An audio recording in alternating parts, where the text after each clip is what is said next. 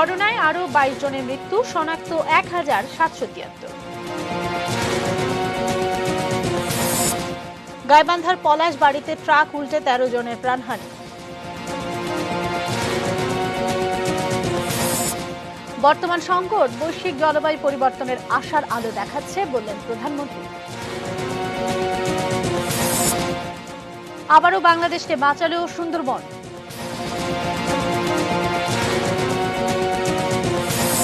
এবং এসএসসি পরীক্ষার ফল 31 মে।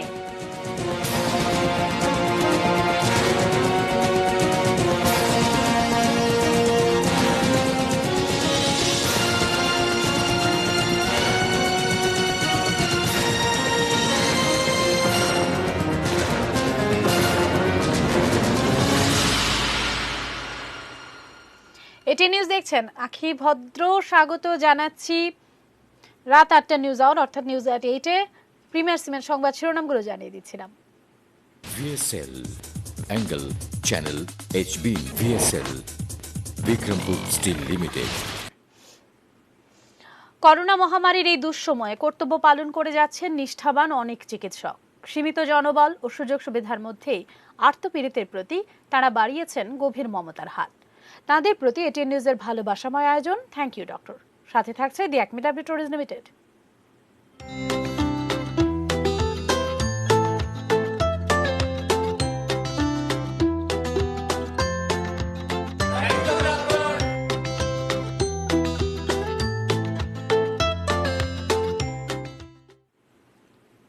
এই আয়োজন দেখতে প্রতিদিনই চোখ রাখুন এটিএন নিউজের পর্দায়।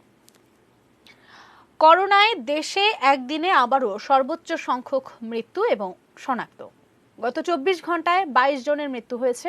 এর মধ্য দিয়ে মোট মৃত্যু ছাড়িয়েছে 400। এ সময় করোনা রোগী শনাক্ত হয়েছে 1773 জন। দেশে মোট করোনা রোগী এখন 28,500-এরও বেশি। দুপুরে স্বাস্থ্য অধিদপ্তর থেকে অনলাইন ব্রিফিংয়ে এ তথ্য জানানো হয়। দেখব ইমরান হোসেন সুমনের রিপোর্ট।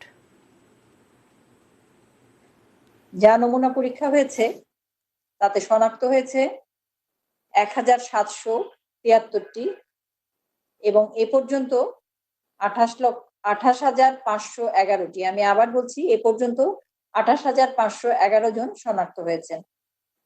গত 24 ঘন্টায় মৃত্যুবরণ করেছেন 22 জন এবং এ পর্যন্ত মৃত্যুবরণ 408 জন। ঠান্ডা, কাশি, জ্বরের চিকিৎসা কিংবা করোনা পরীক্ষায় কমছে না দুর্ভোগ। বৈরী আবহাওয়াতেও এই হাসপাতাল থেকে অন্য হাসপাতালে করতে হচ্ছে রোগীদের। অবশ্য অনলাইনে রোগীর রেজিস্ট্রেশনের ভোগান্তি অনেক কমেছে বঙ্গবন্ধু শেখ মুজিব মেডিকেল বিশ্ববিদ্যালয় হাসপাতালে। বিস্তারিত মনিরুল ইসলাম মিন্টু রিপোর্টে। রাজধানীর মুগদা মেডিকেল কলেজ হাসপাতালের সামনে বৃহস্পতিবার সকাল 11টা। করোনা উপসর্গ নিয়ে আসা এই দম্পতিকে ফিরতে হয় কোনো রকম চিকিৎসা ছাড়াই। এখানে ঢুকতেই দেয় না টিকিট ছাড়া। আসছিলাম জরুরি বিভাগে, কি কই পরে চিকিৎসা ঢুকতেই দেয় না। প্রতিদিনই এখানে এমন অনেক রোগী এবং স্বজনদের অপেক্ষা চলে। টিকিট শেষ জানিয়ে গেট থেকেই ফিরিয়ে দেওয়া হয়। আমরা তো আসি দ্রুত চিকিৎসা নেওয়ার জন্য, তাই না? যে এটা জানি নাও, তো সেইটাই যদি থাকে তাহলে আমরা আইসা লাভ কি? এমন লোক আছে কালকে রাত্রে 7টার সময় আসছে, রাত্রে ঝড় হয়েছিল, বৃষ্টিতে ভিজে ভিজে এখানে দাঁড়িয়েছিল, তো তার নাম দিয়েছে একদম লাস্টে। একই অবস্থা ঢাকা মেডিকেল কলেজ হাসপাতালেও। বার্ন ইউনিট, যেটি বর্তমানে করোনা হাসপাতাল, সেখানে একটি সাইনবোর্ড ভর্তি রোগী ছাড়া করোনা পরীক্ষা হয় না। ফলে হতাশা নিয়ে ফিরতে হচ্ছে রোগী অথবা স্বজনদের।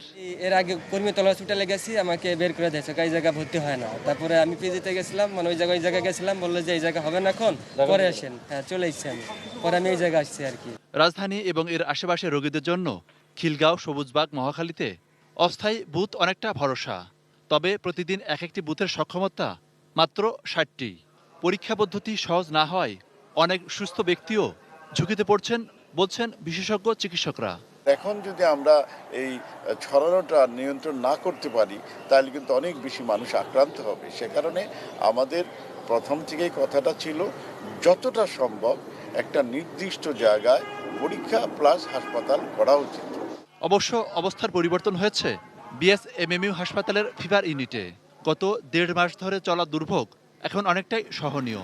বিশ্ববিদ্যালয়ের ওয়েবসাইট www.bsmmu.edu.bd তে ঢুকে অনলাইনে রোগীর রেজিস্ট্রেশন করা হচ্ছে। ফিরতি SMS-এ জানানো হচ্ছে অ্যাপয়েন্টমেন্টের সময়।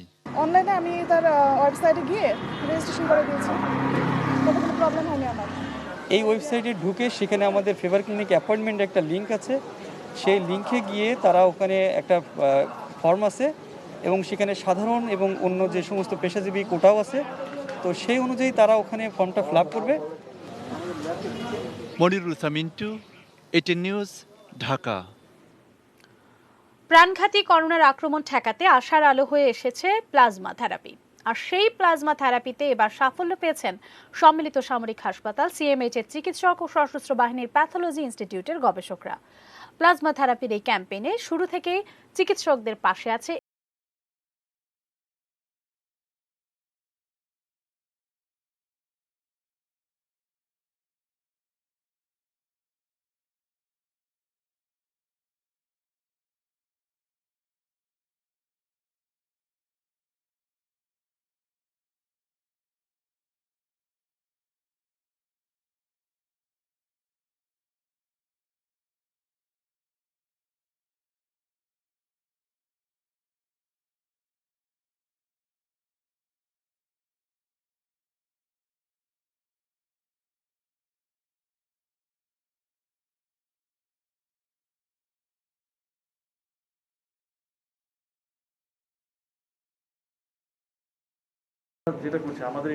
মেজর শাহরিয়ার বাংলাদেশ সেনাবাহিনীর করোনা আক্রান্ত দ্বিতীয় সদস্য। করোনা যুদ্ধে নিজেও ফ্রন্টলাইন ফাইটার হয়ে কাজ করছিলেন হাসপাতালগুলোতে। মানুষকে সেবা দেওয়ার সময় করোনায় আক্রান্ত হয়ে যান, কিন্তু 1 মাস পর ফিরে এসেছেন মানুষকে বাঁচানোর প্রবল মানসিক শক্তি নিয়ে। কিছুটা মানসিকভাবে ভেঙে পড়েছিলাম, কিন্তু পরবর্তীতে চিকিৎসার পারিপার্শ্বিকতা, মানুষের সাপোর্ট এবং নিজের প্রচণ্ড মানসিক শক্তির কারণে সুস্থ হয়ে ফিরে আসতে পেরেছি। যেটি আসলে সবচেয়ে বড় ওষুধ সেটি হচ্ছে আপনার মানসিক শক্তি বা আপনার মেন্টাল পাওয়ার।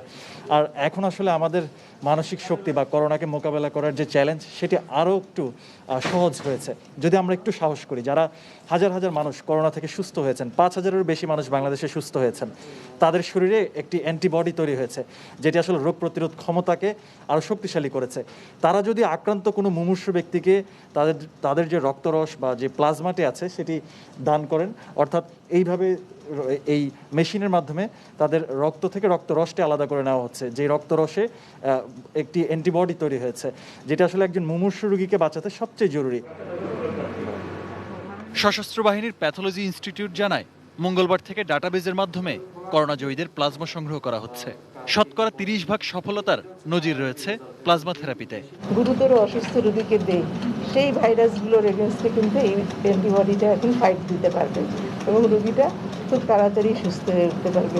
বারবার PCR টেস্টে উনি নেগেটিভ হয়েছেন, সেই প্রেক্ষিতেই ওনার বিভিন্ন রোগ সম্পর্কে ওনাকে স্ক্রিনিং করা হয়েছে, যাতে ওনার মাধ্যমে অন্য কোনো রোগ যাতে যে করোনা আক্রান্ত রোগীর দেহে না ছড়ায়, সব স্ক্রিনিং করার পরেই আমরা করছি। এই পরিস্থিতিতে আমরা যদি সবাইকে মোটিভেট করতে পারি যে আমরা প্লাজমা দেব, এবং এটা সম্ভব, যদিও হাইলি টেকনিক্যাল, তারপরেও আমাদের দেশে অনেক ভালো ভালো হসপিটাল আছে, প্রতিটা জায়গায় সম্ভব। আহমেদ রাবি Tanim, ATN news, Dhaka. Beximco pharmaceuticals limited দেশের সব সরকারি হাসপাতালের জন্য তাদের কোভিড-19 ইনজেকশন বেমসেভির বিনামূল্যে দেওয়ার ঘোষণা দিয়েছে। বৃহস্পতিবার সচিবালয়ে স্বাস্থ্যমন্ত্রীর কাছে বেমসেভির হস্তান্তর অনুষ্ঠানে একথা জানানো হয়েছে। অনুষ্ঠানে স্বাস্থ্যমন্ত্রী জানান, সংকটাপন্ন রোগীদের জন্য এই ওষুধ ব্যবহারের সিদ্ধান্ত নেবেন বিশেষজ্ঞ চিকিৎসকরা। যেহেতু বাংলাদেশ সরকার সরকারি যে হাসপাতালগুলো আছে ওখানে করোনা পেশেন্টদেরকে ফ্রি চিকিৎসা দিচ্ছে, সেই জন্য আমরা বেক্সিমকো থেকে সিদ্ধান্ত নিয়েছি বাংলাদেশের সরকারি যত পেশেন্ট আছে তাদের যদি কাউকে এই রেমডেসিভির ইনজেকশন দিতে হয়, সবার জন্য আমরা এটা করি। যেহেতু সরকার পেশেন্টের কাছ থেকে টাকা নেয় না, আমরাও সরকারের কাছ থেকে টাকা নেব। আমাদেরকে যদি বলা হয় কোন পেশেন্টকে লাগবে, সরকার বলবে আমরা দিয়ে দিব। এইটা আমরা সিদ্ধান্ত নিয়েছি যে যে সরকারি হাসপাতালগুলো আছে ওখানকার সকল পেশেন্টের জন্য যাদের এটা দরকার বেক্সিমকো ফার্মা নিবে, এদের কাছে আমরা কিছু চার্জ করব। খুবই মুমূর্ষু রোগী, ক্রিটিক্যাল রোগী যারা আছেন তাদেরকে এই ওষুধটি দেওয়া হবে, এবং সেটা সিদ্ধান্তগুলো অবশ্যই এক্সপার্টরা, ডাক্তারবৃন্দরা নেবেন এবং আমরা আশা করি এই ওষুধটি দিয়ে মানুষের উপকার হবে, হয়তো জীবন রক্ষা হবে, এটা আমরা আশা করি। এবার এটি নিউজের নিয়মিত আয়োজন থ্যাংক ইউ ডক্টর, সাথে থাকছে দি অ্যাকমি ল্যাবরেটরিজ লিমিটেড।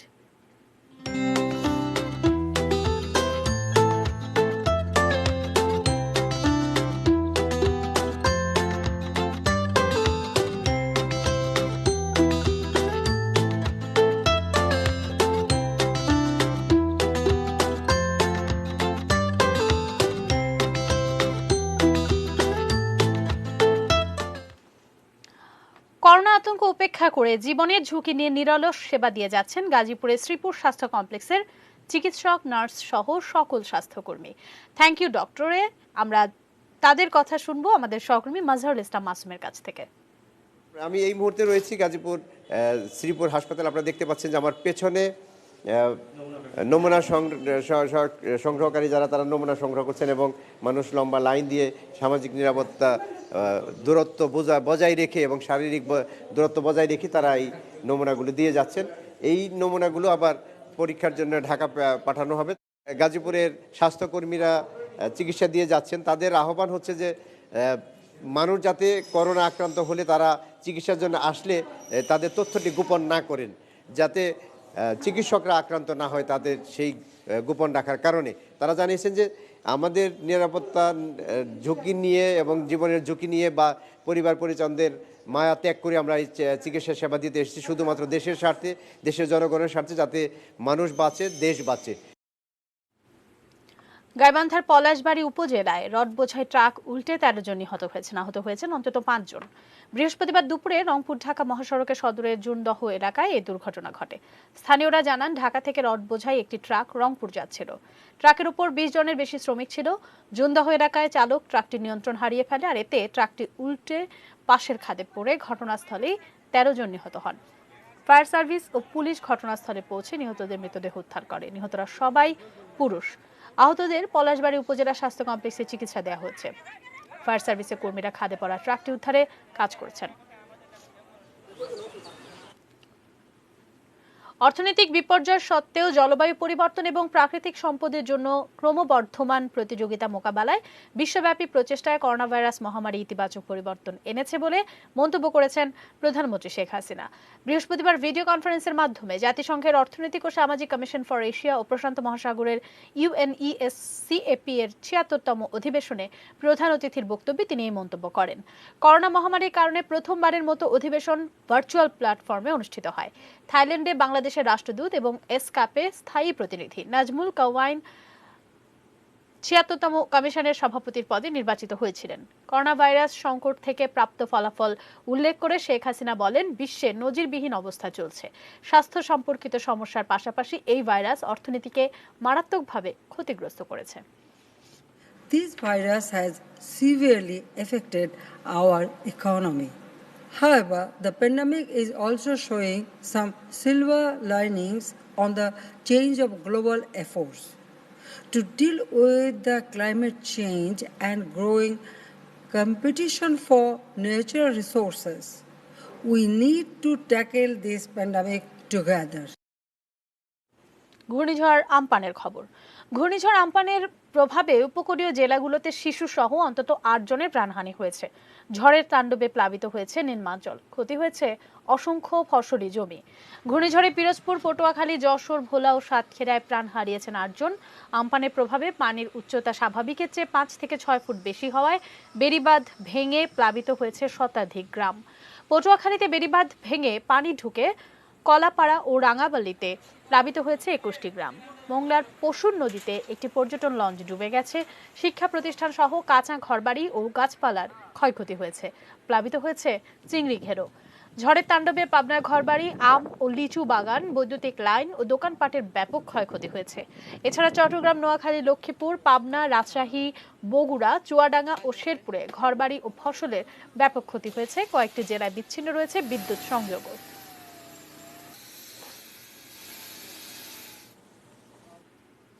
বাংলাদেশকে আবারও ভয়ঙ্কর দুর্যোগের হাত থেকে বাঁচালো সুন্দরবন। সুপার সাইক্লোন আম্পান থমকে দিয়ে স্থল নিম্নচাপে পরিণত করার মূল কৃতিত্বটাই এই বনের, বলছে আবহাওয়া অধিদপ্তর। আরো জানাচ্ছেন নাজিয়া আফরিন। সাগরের গভীরে জন্ম নেওয়া সুপার সাইক্লোন আম্পান ভারতের পশ্চিমবঙ্গে তাণ্ডব চালিয়ে এর গতিপথ কিছুটা পরিবর্তন করে বাংলাদেশে প্রবেশ করে। এই ঝড়ের প্রভাবে মংলা বন্দরে বাতাসের সর্বোচ্চ গতিবেগ রেকর্ড হয় ঘন্টায় 151 কিলোমিটার। সুপার সাইক্লোন আম্পান বাংলাদেশে প্রবেশ করে অনেকাংশে দেশের স্থলভাগের উপর দিয়ে যাওয়ায় পরিস্থিতি পাল্টে যেতে থাকে। ফলে ঘূর্ণিঝড় আম্পান শক্তি হারিয়ে বৃহস্পতিবার সকাল থেকেই পরিণত হয় গভীর স্থল নিম্নচাপে। এটাকে আমি বলবো, এই ঘূর্ণিঝড়টা যেভাবে বাংলাদেশের দিকে আগাচ্ছিল, আগায় আস্তে আস্তে সে তার মুভমেন্ট পশ্চিমবঙ্গের দিকে, উত্তর পশ্চিম দিকে একটু মুভমেন্ট নেওয়ার পরিপ্রেক্ষিতে তারপর সে উত্তর পূর্ব দিকে মুভ করেছে। ঘূর্ণিঝড়ের জার্নি পথ যত বেশি হবে ল্যান্ডে, তার শক্তিমাত্রা তত কমে যাবে। আবহাওয়া অধিদপ্তর বেশ কয়েকদিন ধরে জানিয়ে আসছিল শতাব্দীর অন্যতম সুপার সাইক্লোন বাংলাদেশে আঘাত হানবে মংলা পায়রা বন্দর দিয়ে। তবে সুপার সাইক্লোনকে শক্তিহীন করার পেছনে বড় ভূমিকা রেখেছে বিশ্বের অন্যতম বিস্ময় সুন্দরবন। ফলে ক্ষয়ক্ষতিও তুলনামূলক কম। ক্ষয়ক্ষতি একটু কম দেখছেন, কারণ এটা সুন্দরবনের কোল ঘেঁষে চলে যাওয়ার জন্য গাছপালা বাধাপ্রাপ্ত যত হবে তার শক্তি তত কমে যাবে। এটা যদি সরাসরি ঢাকা এবং ওই থেকে সরাসরি যদি ঢাকায় আঘাত করতো, ঢাকা ফরিদপুর থেকে সোজাসুজি, অথবা আমাদের চিটাং পোর্টের দিকে আঘাত করতো, তাহলে ক্ষয়ক্ষতি এর চেয়ে বহুগুণ হতো। যদিও উপকূলবর্তী জেলাগুলোর লাখো মানুষকে সময় মতো আশ্রয়কেন্দ্রে নিয়ে আসতে বেগ পেতে হয়েছে স্থানীয় প্রশাসনকে। কারণ বিগত বছরগুলোতেও বড় বড় ঝড়ের পূর্বাভাস থাকলেও শেষ পর্যন্ত বাংলাদেশ অল্প ক্ষয়ক্ষতির মধ্য দিয়ে পার হয়েছে। সুপার সাইক্লোন শক্তিহীন হয়ে পড়ার পুনরাবৃত্তি মানুষকে ঝড় সম্পর্কে উদাসীন করে তুলবে কিনা সে প্রশ্নের জবাবে আবহাওয়া অধিদপ্তরের এ কর্মকর্তা মনে করছেন, প্রকৃতির অবদান আর মানুষের সচেতনতাই পেরেছে প্রাকৃতিক মহাদুর্যোগ থেকে বাংলাদেশকে বাঁচাতে। Nazia Afrin, ATN news, Dhaka.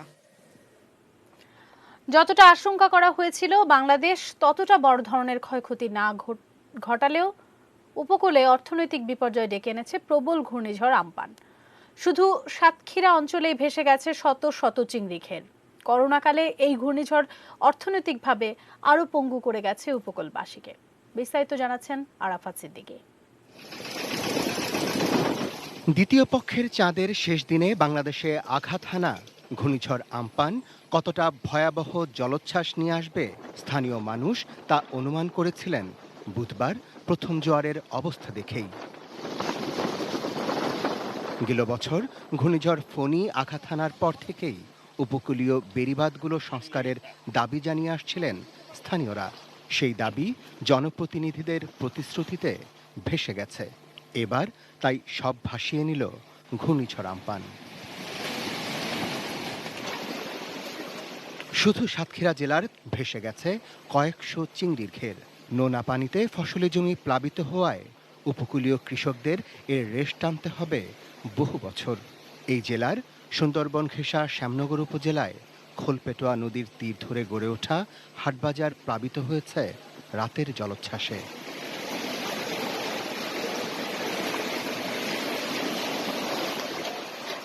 পশ্চিমবঙ্গে দুর্বল হয়ে বাংলাদেশে প্রবেশ করলেও আম্পান তাণ্ডব দেখিয়েছে। কুষ্টিয়া সদর উপজেলায় বটতৈল বিদ্যুৎ উপকেন্দ্রে অগ্নিকাণ্ডের কারণ ঝড়ো বাতাস। তবে স্থানীয় ফায়ার সার্ভিস কর্মীরা দ্রুতই তা নিয়ন্ত্রণে আনে।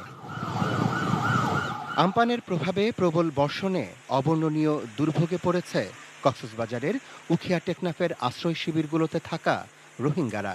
পাহাড় ধ্বংস করে গড়ে ওঠা এই ক্যাম্পগুলোতে বেড়েছে ভূমিধসের শঙ্কা। তবে উপকূলীয় ১৯ জেলায় স্থানীয় প্রশাসনের ব্যাপক প্রস্তুতি প্রাণহানি কমিয়েছে, যদিও নিশ্চিতভাবেই বাড়িয়েছে করোনা সংক্রমণের ঝুঁকি।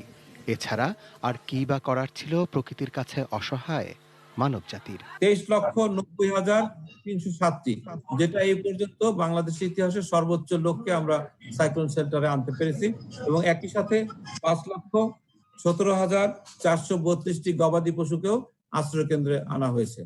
উপকূলের স্থানীয় মানুষরা বলছেন, করোনাকালের এই প্রলয় ডাঙায় বাঘ জলে কুমিরের মতো। লকডাউনের এই সময়ে ঘূর্ণিঝড় আম্পান অর্থনৈতিকভাবে আরও বিপর্যস্ত করে গেছে উপকূলের দরিদ্র মানুষকে। Arafat Siddiqui, desk report, ATN news. সময় হলো বায়োজিস্ট্রির বিরতির, এরপর জানিয়ে ফিরছি।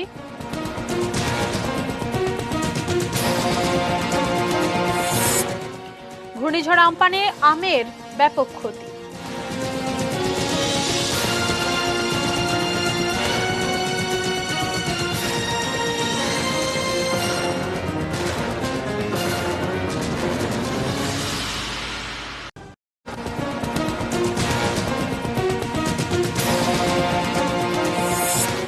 করোনায় আরও 22 জনের মৃত্যু, শনাক্ত 1773। গাইবান্ধার পলাশ বাড়িতে ট্রাক উল্টে 13 জনের প্রাণহানি। জলবায়ু ও প্রাকৃতিক সম্পদে পরিবর্তন এনেছে করোনা, বললেন প্রধানমন্ত্রী। আবারও বাংলাদেশকে বাঁচালো সুন্দরবন।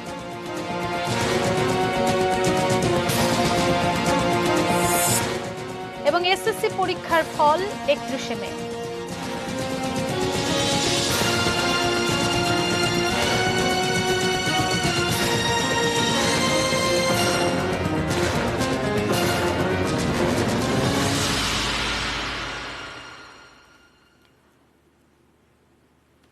বিরতির পর ফিরে এসে সবাইকে আবারও আমন্ত্রণ জানাচ্ছি নিউজ এট 8-এ। প্রিমিয়ার সিমেন্ট সংবাদ শিরোনামগুলো শুনছিলেন এতক্ষণ।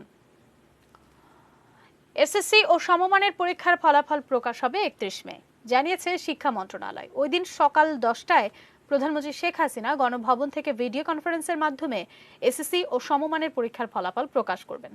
বৃহস্পতিবার দুপুরে প্রধানমন্ত্রীর কার্যালয় থেকে পাঠানো এক পত্রের মাধ্যমে উল্লেখিত তারিখ ও সময় নিশ্চিত করা হয়েছে বলে জানান শিক্ষা মন্ত্রণালয়ের জনসংযোগ কর্মকর্তা মোহাম্মদ আবুল খায়ের। গত কয়েক বছর ধরে পরীক্ষা শেষ হওয়ার 60 দিনের মধ্যেই ফলাফল ঘোষণা করা হলেও এবার করোনা ভাইরাসের সংক্রমণের কারণে তা সম্ভব হয়নি। আন্তঃশিক্ষা বোর্ড সমন্বয় সাব কমিটি জানিয়েছে, এবার কোনো শিক্ষা প্রতিষ্ঠানেই ফল পাঠানো হবে না। ফল প্রকাশের আগে শিক্ষার্থীরা মোবাইল ফোন থেকে প্রি রেজিস্ট্রেশন করে রাখলেই ফলাফল ঘোষণার সঙ্গে সঙ্গে সে নম্বরে ফলাফল পৌঁছে যাবে। ফল প্রকাশের দিন শিক্ষা প্রতিষ্ঠানে জমায়েত হওয়া যাবে না।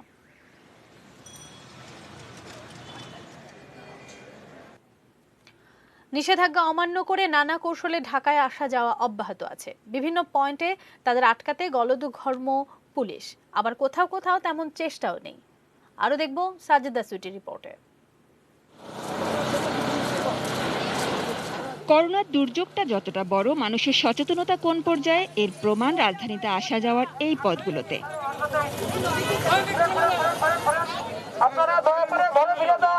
বাবুবাজার কিংবা পোস্তগোলা ব্রিজ, দুই পয়েন্টে মানুষের যাতায়াত সামলাতে পুলিশ সদস্যদের চেষ্টা থাকলেও নানা অজুহাত যাত্রী পথচারীদের। ফ্যাক্টরিতে বেতন দিয়ে আসলাম, বেতন দিয়ে যাওয়ার পথে আমি বইলা টাকা নিয়ে দেখাই দিয়ে গেলাম, তো বেতন দিয়ে আসার পথে আমার এখানে এখন আটকাই দিচ্ছে। যাতায়াত তো নিষেধ করছিল। হ্যাঁ, নিষেধ করছে। আমরা গ্লাস ভেঙেছে, গ্লাস লেগেছি। প্রয়োজনীয় টাকার দরকার আছে, তো ভাড়া আনতে যাই। পুলিশ বলে যেতে পারবেন না। নিত্য প্রয়োজনীয় গাড়ি এবং অসুস্থ রোগী ছাড়া আমরা প্রত্যেককে আটকে দিচ্ছি। অর্থাৎ ঢাকার বাইরে কেউ যেতে পারবে না, ঢাকার বাইরে থেকে কেউ ঢাকাতে ইন করতে পারবে না। পুরো টিম, আমরা অনেক অফিসার ফোর্স আমরা কাজ করছি। তারপর আমরা এই প্রেশার সামলাতে হিমশিম খাচ্ছি। ঈদ যত কাছে আসছে প্রেশার বাড়ছে।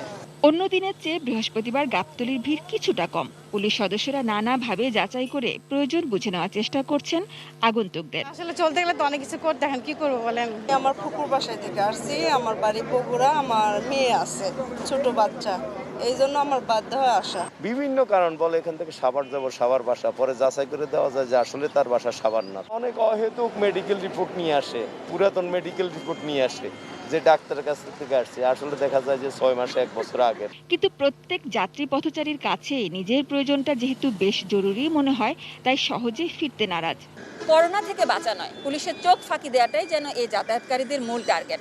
তাই তো নানা রকমের কৌশল অবলম্বন করে তারা ঈদ উপলক্ষে বাড়ি ফিরতে চাচ্ছেন, কিন্তু একবারও ভাবছেন না যে খুশিটা বহুগুণ বাড়বে বলে তারা ঈদে বাড়ি যেতে চাচ্ছেন। হয়তোবা তাদের এই ভুলে, এই কাজে এমন কোনো অপূরণীয় ক্ষতি হয়ে যাবে যে ভবিষ্যতে নিজেদেরকে হয়তোবা ক্ষমাই করতে পারবেন না। যাত্রী পারাপার বন্ধ রয়েছে মাওয়া, জাজিরা, পাটুরিয়া, দৌলতদিয়া ঘাটে। তাই এই দুই ফেরিঘাটে এখন আর তেমন বিশৃঙ্খলা নেই। যথারীতি নিষেধাজ্ঞার বাইরে রয়েছে জরুরি স্বাস্থ্য ও পণ্য সেবা। Sajida Sweety, ATN news, Dhaka. Gazipur city কর্পোরেশনের নির্বাহী প্রকৌশলী দেলোয়ার হোসেনের হত্যাকারীদের অবিলম্বে দৃষ্টান্তমূলক শাস্তি দাবি করেছেন মেয়র অ্যাডভোকেট জাহাঙ্গীর আলম।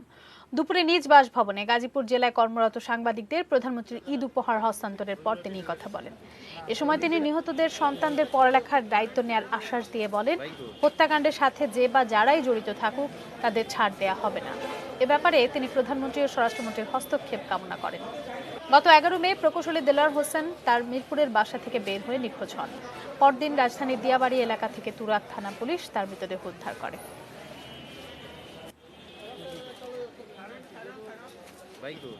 আমরা মনে করি নিরপেক্ষ তদন্তের মাধ্যমে যারা এই খুনের সাথে জড়িত এবং যারা পরিকল্পনা করেছে এবং যারা এই খুনের সাথে সরাসরি জড়িত সবার যেন বাংলাদেশের সর্বোচ্চ আইন দ্বারা যেন বিচারটা হয়। সোশ্যাল ইসলামী ব্যাংক লিমিটেড বাণিজ্য সংবাদ।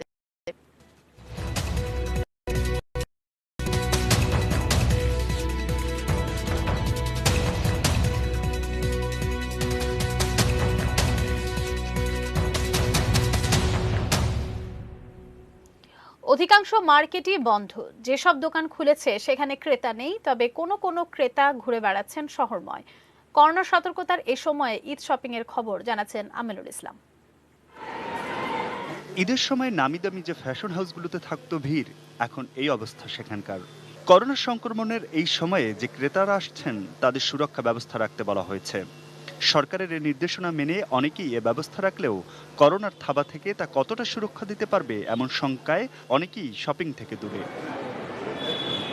ব্রাঞ্চ শপে যেমন নেই ক্রেতা, তেমনি রাস্তার ধারে পণ্যের পসরা সাজিয়ে বসে থাকা বিক্রেতাদেরও অনেকেই ক্রেতাহীন সময় পার করছেন। ক্রেতার খুব বেশি দেখা না মিললেও একটু সহায়তার আশায় এখানেই দল বেঁধে বসে থাকেন আর্থিক সংকটে পড়া মানুষ। অধিকাংশ মার্কেট বন্ধ থাকায় যার যা প্রয়োজন তা কিনে নিচ্ছেন যে যেখান থেকে পারছেন। মার্কেট সব বন্ধ আছে, দোকান এখন আমাদের তো ভাই ঈদের জন্য বাচ্চা আছে, আমার এখন ঈদের জন্য তো ভাই কিছু কেনাকাটা করতে হবে। করোনা সতর্কতার মধ্যেও মার্কেট ঘুরে ঈদের কেনাকাটার আগ্রহ কারো কারো। দুদিন থেকে দেখতে আসছি আর কিছুটা কিনতে আসছি। এখন বাচ্চার জন্য কিছু পাঞ্জাবি কিনবো, হেলেগে বাচ্চাকে নিয়ে আসছে। ঈদের সময় যেখানে পা ফেলা দেয় সেখানে এখন আর যাই হোক কিছুটা সুরক্ষা, ভয় আর শঙ্কা নিয়েই পণ্য কিনছে ঈদ শপিংয়ে আসা মানুষ। Aminul Islam, ATN news, Dhaka.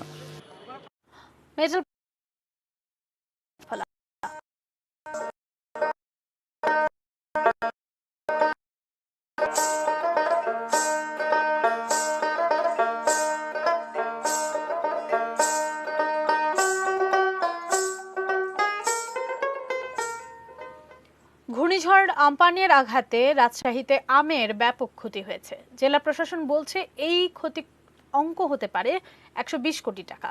রুবেল ইসলামের তোলা ছবিতে রাজশাহী থেকে বুলবুল হাবিবের রিপোর্ট। রাজশাহী আমের জন্য বিখ্যাত হলেও বছরটা আম চাষি ও বাগান মালিকদের জন্য যেন মোড়ার উপর খাড়ার ঘা। একে তো গাছে আম এসেছে কম, করোনা ভাইরাসের কারণে আম পরিবহন ও বাজারজাত নিয়ে দুশ্চিন্তায় চাষিরা। এর ওপর তাণ্ডবলীলা ঘূর্ণিঝড় আম্পানের। বুধবার দিবাগত রাতে রাজশাহীর উপর বয়ে যাওয়া আম্পানে রাজশাহীতে গাছ থেকে ব্যাপক আম ঝরে পড়েছে। এই আমও কেউ কিনতে চাইছেন না। আমাদের বাগানে যত আম ছিল সমস্ত আম পড়ি একবারে নির্মূল হয়ে গেছে। সারা রাতের ফাঁপিতে যেতে পারেনি, বিভিন্ন মানুষ আইসি সব হস্তনস্ত করে কুড়ায় নিয়ে চলে গেছে। আশেপাশের মানুষ সব কুড়ায় নিয়ে চলে গেছে। বাগানের সব আম পড়ে নষ্ট হয়ে গেছে। এবার আমরা ব্যবসায়ীরা চরম ক্ষতির মুখে পড়ে গেছি। 10 থেকে 15% মতো আম ঝরার তথ্য পাওয়া গেছে। তবে এখনও জরিপ শেষ হয় নাই। শেষ হলে হয়তো এটি কম বাড়া হতে পারে। লক্ষ্যমাত্রা যেটি ধরা হয়েছে আমরা ভেবেছিলাম যে এটি ছাড়িয়ে যাবে, তো সেটি হয়তো ছাড়িয়ে না গেলেও লক্ষ্যমাত্রা এখনও পূরণের সম্ভাবনা আছে। রাজশাহী জেলা প্রশাসনের হিসাব, আমপানের আঘাতে 20% আম ঝরে গেছে, যার সম্ভাব্য বাজার মূল্য 100 কোটি টাকার বেশি। রাজশাহী আবহাওয়া অফিস জানায়, আমপানের প্রভাবে রাজশাহীতে মোট 81 মিলিমিটার বৃষ্টিপাত হয়েছে। বুধবার রাত 2:55 ঘূর্ণিঝড়ের সর্বোচ্চ গতিবেগ ছিল ঘন্টায় 60 কিলোমিটার। বুলবুল হাবিব, এটিএন নিউজ, রাজশাহী। দেশের বাইরের খবরাখবর। ঘূর্ণিঝড় আম্পানে ভারতের সবচেয়ে ক্ষতিগ্রস্ত পশ্চিমবঙ্গ রাজ্যে 72 জনের প্রাণহানি হয়েছে। ক্ষতিগ্রস্ত হয়েছেন অন্তত 5000 বসতবাড়ি ও স্থাপনা।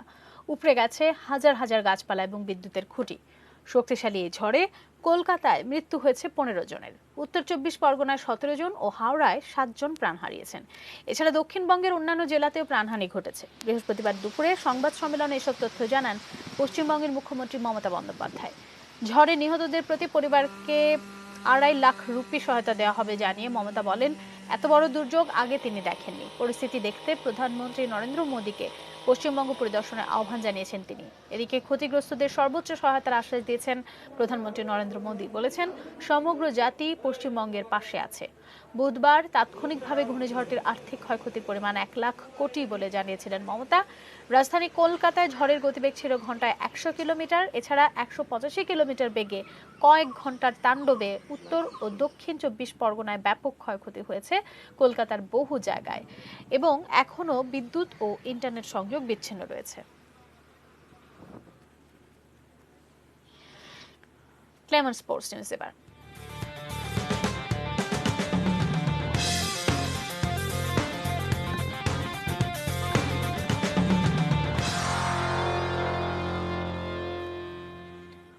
পঞ্চম বিদেশি ক্রিকেটার হিসেবে তামিমের ফেসবুক লাইভ আড্ডায় আজ আসেন নিউজিল্যান্ডের অধিনায়ক কেন উইলিয়ামসন। নিউজিল্যান্ডের সঙ্গে সময়গত পার্থক্যের কারণেই রাতের বদলে দুপুর 3টায় শুরু হয় লাইভ অনুষ্ঠানটি। অল্প সময়ে বেশ কিছু বিষয়ে কথা বলেন উইলিয়ামসন। সেখানে প্রাধান্য পায় তার অধিনায়কত্ব, ফরম্যাটে খেলার কৌশল, এছাড়াও নিউজিল্যান্ড হামলার বিষয়টি উঠে আসে। আর এদিকে তামিম বিপিএল এ খেলার আমন্ত্রণ জানান উইলিয়ামসনকে। কিউই অধিনায়ক জানান, আন্তর্জাতিক সূচি না থাকলেও বিপিএল এ খেলার আগ্রহ রয়েছে তার। বাংলাদেশের মানুষকে ঈদের অগ্রিম শুভেচ্ছাও জানান খেলুন Williamson. Yeah, Eid Mubarak to the Bangladeshi people. I did hear you say as well in your introduction, Assalamu alaikum, and it's such a beautiful thing, man. It's such a beautiful thing. So, you know, I hope it's all good for the people there. শেষ করব news এট 8, তবে যাওয়ার আগে premier cement সংবাদ শিরোনামগুলো এক নজরে আরেকবার দেখে নেব।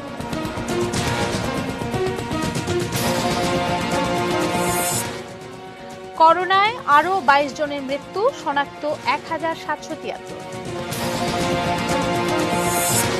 গাইবান্ধার পলাশবাড়িতে ট্রাক উল্টে 13 জনের প্রাণহানি। জলবায়ু ও প্রাকৃতিক সম্পদে পরিবর্তন এনেছে করোনা, বললেন প্রধানমন্ত্রী। আবারও বাংলাদেশকে বাঁচালো সুন্দরবন।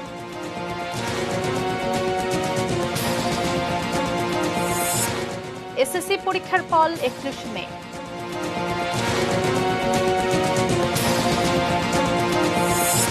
ঘূর্ণিঝড় আম্পানে আমের ব্যাপক ক্ষতি।